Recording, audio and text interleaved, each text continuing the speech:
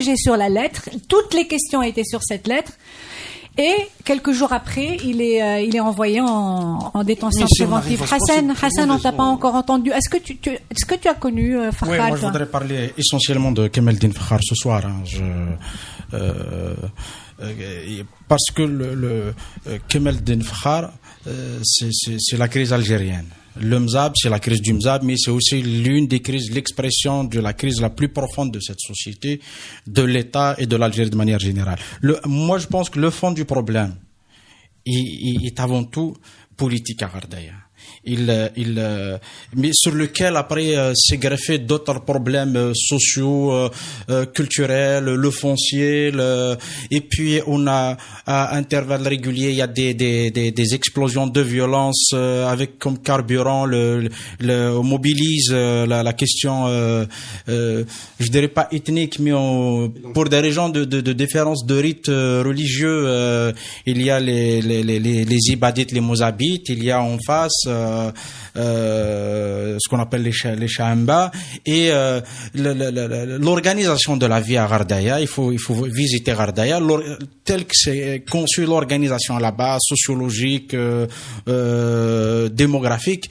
Ça rend la cohabitation fragile en tout cas. Et cette cohabitation fragile crée des tensions. Elle est alimentée par qui? Par des potentats locaux, par l'administration, par la police, par la justice, par la mafia locale, parce que il fallait quand même, et il faut le dire, parce que la région, c'est la route aussi du trafic de drogue. Ghardaya, c'est une région hyper organisée. Les 7 qsors de Ghardaya, et c'est une super structure politique et sociale qui rend impossible ce type de trafic. Donc il fallait créer des tensions. Comment briser cette organisation parce que Ghardaya, c'est quoi? C'est un modèle social autogéré. C'est une espèce d'autonomie.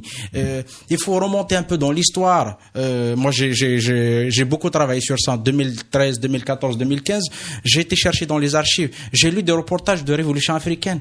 Ils racontaient des horreurs sur les Mozabites. Parce que Boumedienne, qu'est-ce qu'il disait des Mozabites? Il disait des Mozabites, c'est des bourgeois réactionnaires. Comme s'ils n'ont pas fait la guerre. Comme ça, ils n'ont pas résisté. Alors que Cheikh Biot, c'est lui qui a défendu qui s'est opposé à ce qu'on sépare le Sahara du reste de l'Algérie. On le dépasse parce que Boumedienne a fait exiler Moufdi Zakaria. Et ça reste dans l'esprit des Mozabites. Quand on trouve dans l'administration locale, dans les services publics à Ghardaya, qui est sociologiquement la population la plus importante, c'est les Mozabites. Ils sont 3% dans les administrations. Dans les services publics, il y a 3% de la population des fonctionnaires et Mozabites. Mais Hassan, dans cet entretien justement, et c'est ce que non, mais j'arrive à comment il est complètement, c'est un Algérien qui parle de l'espoir. Je dis non mais attends, j'en arrive, je réponds à cette question et c'est pour ça que j'ai commencé par dire c'est l'expression de la crise algérienne.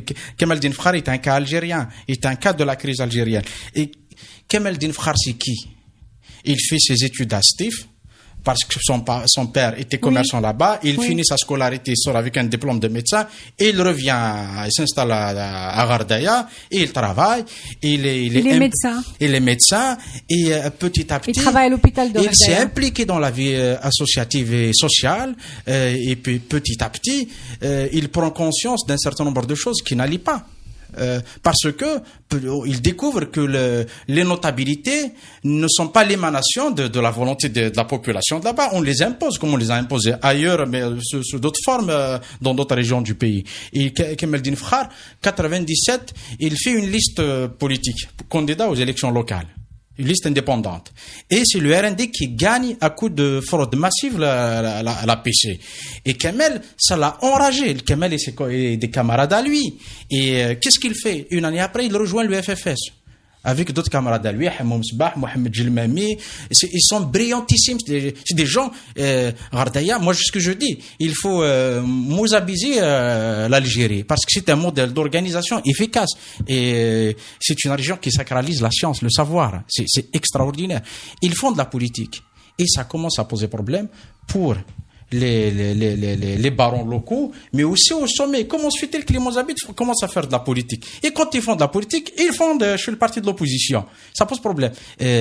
Kemal Fdin Fkhar faisait partie du groupe qui avait accueilli Hussein Ahmed en 99 en campagne présidentielle. Et donc, c'est quoi le FFS qui s'installe à Ghardaïa? Ça pose problème pour le pouvoir local et le pouvoir central. Et il fait une liste FFS en 2002. Pour la première fois, le FFS, il envoie des élus à l'APC. Et là, Kemal, il découvre des choses dans le fonctionnement de l'administration locale. Il se bagarre, il mène la vie dure aux fonctionnaires, à la wilaya, à tout le monde. Et commence à devenir un leader local. Aït Ahmed, il voit en lui quelqu'un qui monte, donc il le prend en charge politiquement. 2004, il se passe quelque chose. On harcèle les commerçants.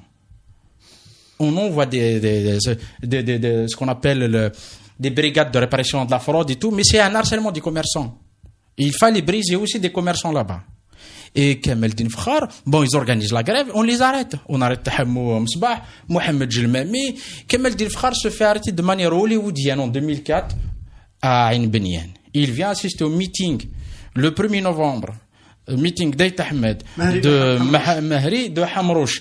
Il était à la tribune avec eux. Et les gens sortent. Il était modérateur, exactement. Il était modérateur. Il sort de là-bas et il se fait arrêter de façon hollywoodienne. Et on pouvait rien, on pouvait même pas, les gens ne pouvaient. Aït Ahmed qui était là, Mary qui était là, Hamrouch qui était là, il ne pouvait rien. On l'a arrêté comme un criminel. Et puis on l'arrête de Ain Benyan pour le transférer à Ghardaïa. C'est un calvaire. À chaque wilaya change de la police et ainsi de suite. C'est vraiment.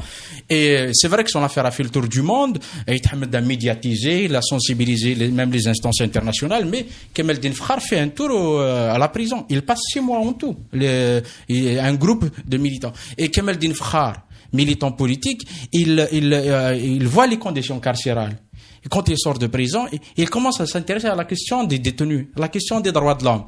Et c'est comme ça qu'il va créer la section locale de la LADDH et qui fait un travail extraordinaire sur la question des droits de l'homme. Il évolue après avec le FFS, ça s'est mal terminé, il quitte le FFS, entre guillemets, je dirais qu'il radicalise un petit peu son discours, il recentre un peu son combat sur la question identitaire, sur la question du Mzab, sur la nécessité de reconnaître leur été ibadite, mais il est resté à chaque fois dans un cadre pacifique. Il n'a jamais été violent, il n'a jamais été porteur d'un discours violent, jamais incité à la violence. Et ceux qui connaissent le Mzab en savent quelque chose sur le pacifisme légendaire de cette population. Et qu'est-ce qui se passe après? Et Kemal, il s'affirme comme figure, il dénonce tous les abus qui se passent là-bas. Ils se sentent, bien sûr, moi je pense qu'à raison, ils se sentent que les Mozabites sont persécutés. Il donne on lui dit, tu es Mozabite, tu es Taoust femme. Il est défini comme ça. Ce n'est pas les Algériens qui lui disent ça, c'est des fonctionnaires, c'est de la police. Et arrivent les événements tragiques 2013, 2014, 2015. Et moi j'ai été sur place. Qu'est-ce qu'on fait? Il y a des affrontements, ok, d'accord. Mais on va toucher à quelque chose de sacré chez les Mozabites. Et c'est parti d'une mosquée tenue par des groupes salafistes radicaux qui disaient, vous voulez blesser les Mozabites, allez casser les cimetières. Ils sont allés démolir devant une brigade de gendarmerie, devant la présence des gendarmes qui étaient permissifs. Ils ont démoli le mausolée à Memoussa, qui est un érudit, et ça a été d'une violence inouïe pour les Mozabites. Et qu'est-ce qui se passe après? On arrête Kemal Fdin Fkhar. On l'arrête juillet 2015. Mais comment on l'arrête d'abord? C'est là le Premier ministre. Il dit Ras el-Fitna c'est Kemal Fdin Fkhar. Ou Yahya, chef du RND, il dit chef el-Fitna, Ras el-Fitna c'est Kemal Fdin Fkhar. Donc on désigne d'abord le coupable politiquement. Et puis ils sont suivis une campagne médiatique de persécution. On en a vu. Et le procureur, qu'est-ce qu'il fait? Il arrête Kamel Din Fakhar. Politiquement, il est coupable. Et on donne la caution. Je termine, on donne la caution judiciaire à une accusation politique. Il passe 24 mois. Il n'était pas le seul. Ils étaient un bon groupe. Il a fallu qu'il fasse une grève de la faim pour obtenir la tenue d'un procès. Oui. Pour qu'il puisse obtenir un procès. J'ai assisté au procès à Média. Eh ben, c'est quoi l'accusation? Je ne dirais même pas que c'est une faible accusation. Il n'y a rien. Kamel Din Fakhar, il a montré ce qui s'est passé pendant les événements. Il leur a dit, faites une enquête sérieuse pour savoir ce qui s'est passé. Non pas pour juger les coupables, mais pour dire aux Algériens, on n'en veut plus de ça. D'ailleurs, dans l'interview, il parle même pas de rendre des comptes. Non, il a dit juste, moi je l'avais interviewé à la sortie. C'est incroyable. Juste le jour il de sa demande même sortie. pas de compte. Non, le jour de sa sortie de prison, je le rencontre, je lui fais une interview. Il dit, je demande aux personnalités nationales de s'intéresser à la question, d'y aller voir sur place ce qui se passe.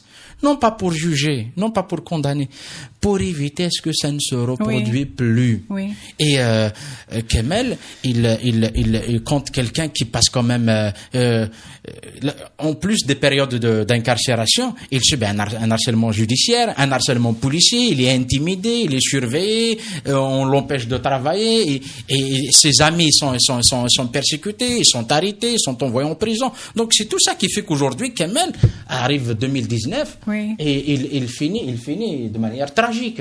Oui. Il le dit dans l'interview, c'est extraordinaire.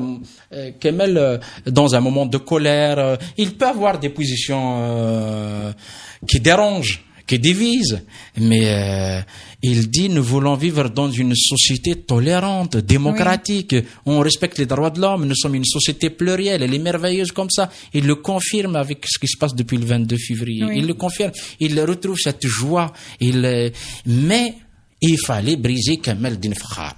Oui. Parce que Kamel Din Fakhar, c'est lui qui a ramené les Mozabites à faire de la politique, c'est lui qui a implanté là-bas un parti politique qui est en opposition avec le pouvoir, celui qui installe là-bas une section de Ligue des droits de l'homme, parce que finalement, quand il fait ça, il invite les gens à se mobiliser autour des questions politiques nationales. Oui. C'est pas sur d'autres terrains. Et ça pose problème. Et c'est pour ça que Kamel Din Fakhar, il est arrêté. Kamel Din Fakhar, à chaque fois qu'il se fait arrêter, il se fait arrêter pour des raisons politiques. Kamel Din Fakhar était un détenu politique. Kamel Din Fakhar, il était un détenu d'opinion. Il est mort pour ses idées. On l'a laissé mourir pour ses idées. Je voudrais juste apporter une précision. Hassan, tu as dit que l'arrestation de Kamel Din Fakhar, parce qu'Ouihia avait déclaré et Silla l'avait déclaré. Chauffe. Il y a eu un massacre le 7 juillet. À Al-Grara, 23 personnes étaient tuées en une seule nuit. Le 8 juillet, il y a eu